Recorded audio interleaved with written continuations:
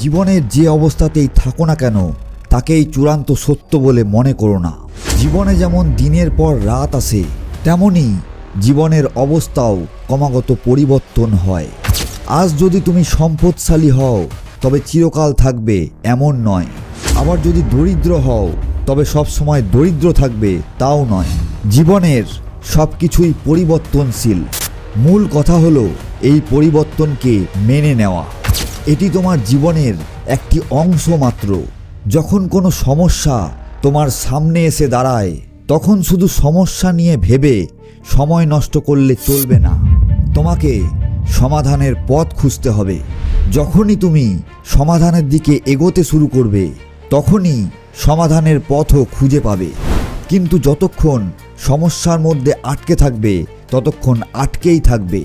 তাই সমস্যা নিয়ে ভাবা বন্ধ করো, সমাধান নিয়ে ভাবো। সমাধানের পথে এগিয়ে চলো, কারণ সেখানেই রয়েছে তোমার অগ্রগতি।